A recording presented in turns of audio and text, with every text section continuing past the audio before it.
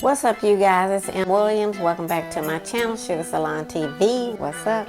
You guys, I haven't seen you guys in a minute. you guys. Thank you so much for my subscribers, my supporters, all you guys and those who will subscribe. And you guys, I had someone put a comment, which was a great comment. I decided to make a video about it. So when you guys drop a question or a comment or anything like that, it'll motivate me to make a video. So I'm gonna put up on the screen who she is so I can shout her out. Girl, thank you. Thank you for putting your question. And then I had a comment as well. So that is great for any YouTube channel, and it's great for me because it helps me to decide on what I want to make another video on. So the question was like, what's the difference between a keratin and an amino acid? I also already have some videos on here showing me doing amino acids. I don't have one of me doing a keratin, I don't believe, but I do have one of me doing a amino acid. So I drop that down below if I have any of them that I have showing me doing amino acid. So that's what we're going to talk about in today's video, is what's the difference between an amino acid and a keratin. If you see me looking at my phone, I have notes here, of course. So what I basically just kind of want to do is tell you, kind of give you the difference of what they are, and then just tell you kind of what my experience is as using them on clients. You know, I am a stylist who, you know, was in the hair industry over 30 years, own a storefront, brick and mortar salon, and 2 salon suites at the same time. So meaning I had 3 locations at the same time. I had a team of commissioned stylists. I just retired from the hair industry a year ago, but I'm still on here. My YouTube channel's been around a while. I have about 500 videos already on here. So if you subscribe, which I hope you do, there's a plethora of things that you can watch on my channel. And so anyway, you guys, what a keratin, back in the day when the keratin first, you know, when everybody started going natural pretty much, everybody started doing big chops, cutting off all the relaxed hair and just leaving their natural hair, a lot of people start kind of getting the keratin because they start seeing that natural hair is really, in all honesty, natural hair is a lot of work. It's a lot of work. And then, you know, a lot of people work in corporate America, which I do now. I work in corporate America. So sometimes, you know, when you work in corporate America, you might want that sleeker look, that smoother look. You know, not saying anything is wrong with natural hair, because it's not. My hair is natural under this wig that I have on, truth be told. But you know, sometimes when you work in corporate America, you just want like a smoother, sleeker look. That's just, you know, and to each his own. If you want that look, you know, there's nothing wrong with, you know, wanting a natural look. So back in the day, you guys, some years back, you know, a lot of people started doing a big chop. They started going natural. And I will put the year up here on the screen because off the top of my head, I can't think of it, but I will put what year that was when a lot of people started going kind of natural and doing a big chop and stuff like that. So we started doing that, you know, a lot of beautiful relaxed hair people, relaxed hair beauties started going natural and cutting their, you know, relaxed hair off, like I said. So then when they started doing that, when they became natural, they started seeing it's a lot of work. So to keep up natural hair, you know, whether you're trying to wear, you know, a natural look or whether, you know, whatever you're trying to do, it's just a lot of work. So a lot of people started seeing. So that's when, you know, keratin started blowing up. You know, keratins had been out, but a lot of African American women was not getting the keratin. And so then, you know, keratin start, you know, becoming popular in our community, and a lot of people start getting it.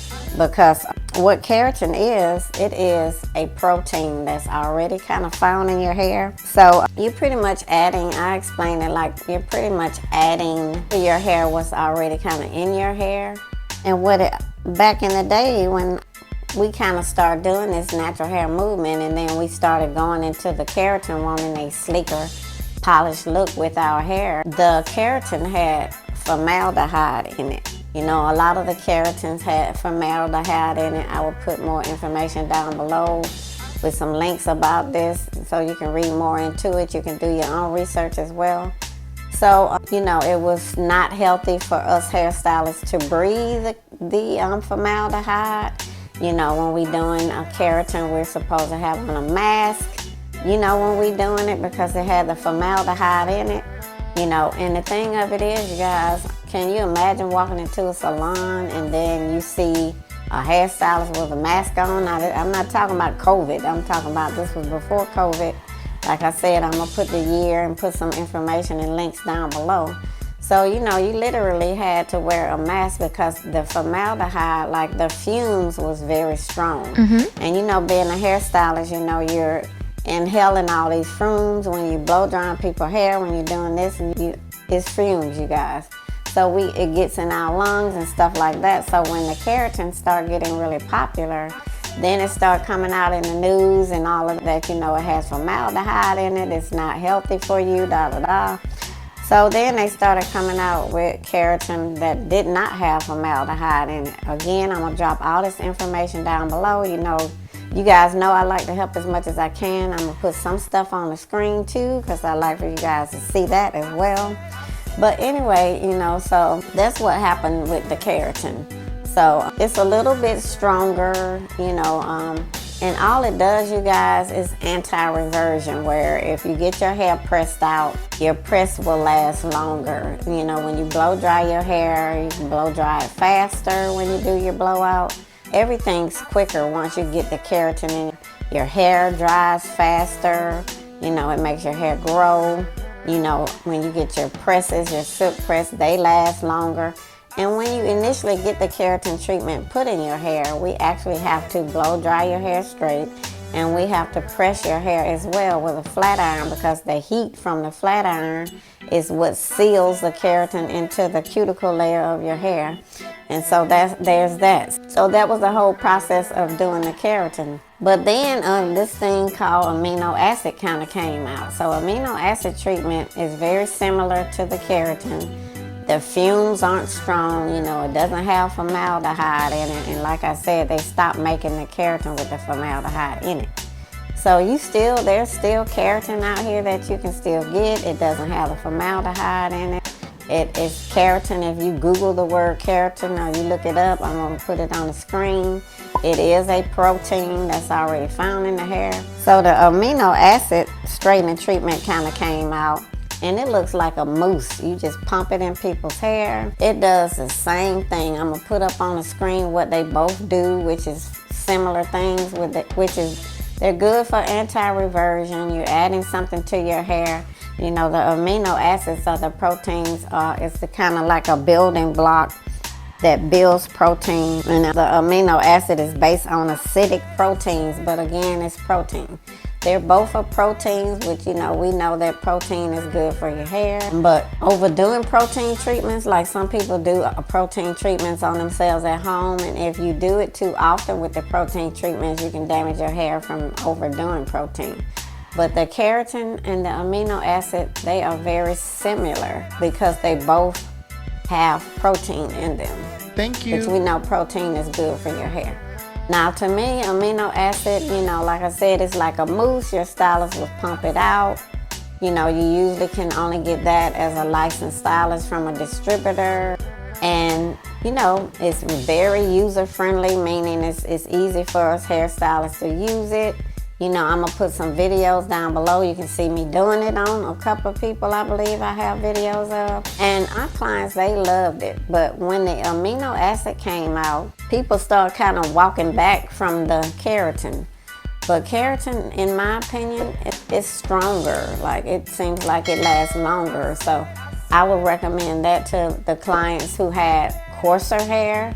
If their hair was like really thick and really coarse, if they had high density hair, meaning their hair was really thick, you know, very coarse, I would recommend the keratin for them over the amino acid. Kids can get amino acid, but with the keratin, even the keratin, the companies and the brands, they don't recommend that you put a keratin in a child's hair. I think they recommend that they be at least maybe like 16 or something like that, but the brands of keratin, they don't really recommend it for kids. But amino acid, you can use that on kids' hair. You know, some kids have very thick hair, some kids may have coarse hair. And what it is, you know, you put it in the same way, similar to the keratin, except like I said, it's a mousse, you pump it out. Of course, you shampoo the client, you shampoo them, you put the amino acid in, you pump it in, you comb it through, and you blow dry it, and you press it out. And the heat from the flat iron is what seals it in. Now, in my opinion, again, using it on different clients, again, the keratin is stronger than the amino acid, so that's recommended for people who have coarser, thicker hair. And as I said, they do make keratins now with no formaldehyde in it. I don't know how popular it is now. I don't think people use it as much as they used to. I think people mainly use the amino acid treatment now, which is milder. The only thing about that I found with using the amino acid treatment, because a keratin, you know, sometimes people may have gray hair. They trying to cover their gray hair, and they may want it the same day they get the treatment. Well, one thing about the keratin, you know, you put like a demi color in there, which is 5-volume peroxide or a colorants in there, and it won't strip it out. But what I found with using the amino acid treatment, since it's so acidic, the amino acid, it will strip the color out. So say for instance, if I have a client and the client wants to cover their gray on the same day that they get the amino acid, and I put like a number 2, which is like a dark brown off black color, demi color in their hair to cover the gray. Once I put the amino acid in there, it's gonna strip the color out. It's gonna look like they never had the color in there. It's gonna look like, you know, I just stripped it out. It's gonna look like they just spent that money and got that in vain, because with it's so acidic that it'll strip out the color. So if you're a hairstylist and you never used the amino acid treatment before on a client, then that's just a FYI. It will strip the color right back out. It'll look like you didn't even put color on them. So, you know, people come in, they want their treatment, and of course if they got gray hair, they want to cover that. But I'm like, girl, don't even spend your money on this. I used to tell my clients, you need to get the amino acid first and then come back in, you know, maybe a couple of weeks later when you come in for your shampoo, and then get it. But even when I had my storefront salon, you know, and I had a team of hairstylists, we used the keratin, and you know, a lot of people got it. People like it. I haven't heard any complaints about the keratin or the amino acid treatment in my years of using them both. I haven't had any breakage, any damage, any client complaints from either one of those different treatments. One person put a comment too on this thread about the amino acid and the keratin. She mentioned, I think she's a hairstylist, and she mentioned that, you know, she noticed that I think her client has some kind of, like the hair won't revert back, and how it's supposed to, you know, kind of rinse out over time, you know, the keratin and the amino acid. And they both do, because they're not chemicals. They will kind of last maybe like 3 months or something, just depending on how coarse your hair is. If you have a softer, finer texture of hair, then it may last longer. But if you have a coarser, denser, kinkier type hair type, it will probably last maybe just 3 months or something like that. And then it washes out over time, and you can tell that it's time to get another one, or your stylist can tell you that it's time.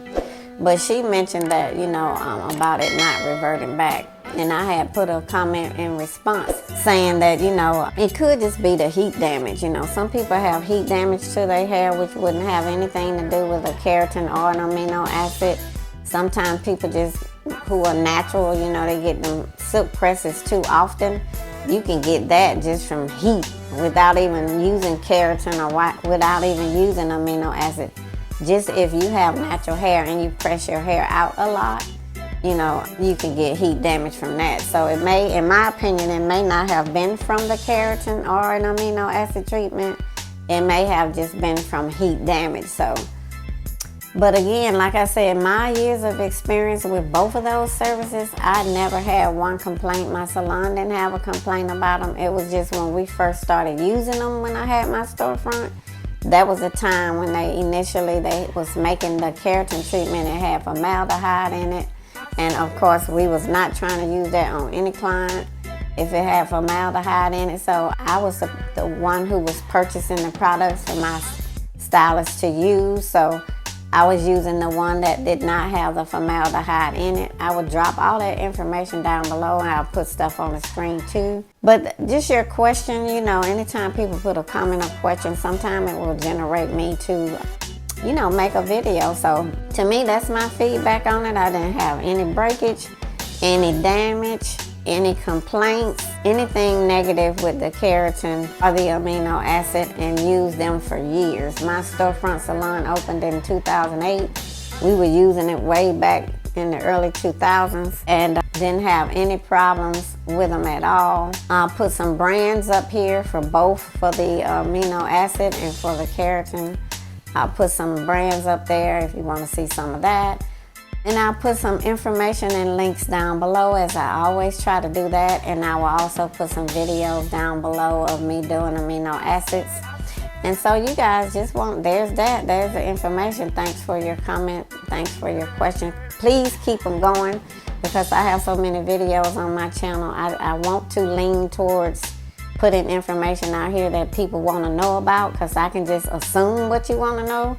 But if you drop comments telling me what you want me to talk about, whether it's the hair industry or whether it's whatever it is, whatever you come up with it, and you think I may know how to help you with that, just put a comment down below. I also have a mentoring program that I just restarted. I will put the information about that below. It's a virtual, so I would do like a virtual one-on-one with you. You can ask whatever questions you want.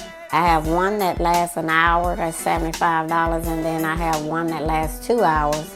I think I have that one at $140, but I will put the links down below. I can also offer it to salon owners who want me to come into their salon and talk to their team and motivate them, and we can discuss a price on that. But I am in the Atlanta area. If you want to fly me out, that's all well and good. I'm open to that. I'm also, you guys, what have I been up to? I've been extremely busy, really tired, and I've been making a lot of soap.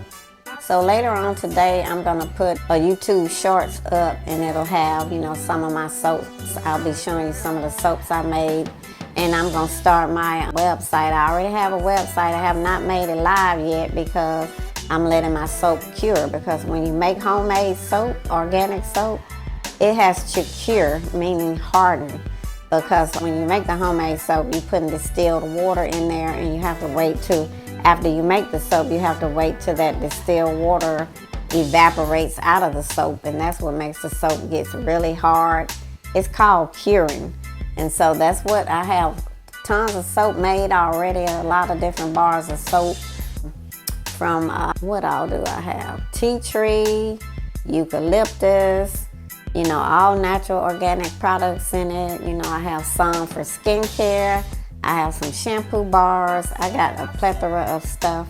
Once I make my website live, I'll start putting it down on all of my videos in the description in case you want to order any. But anyway, that's what I've been up to. So later on today, I'm going to put up a YouTube shorts showing some of my soaps. So anyway, you guys, thanks for watching. Please comment, like, subscribe, share.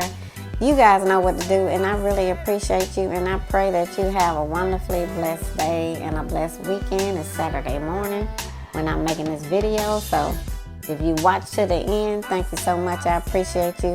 Please subscribe by that QR code or just clicking the link and subscribe. Thank you so much. Have a peaceful and blessed day. Peace and blessings. See you on the next video.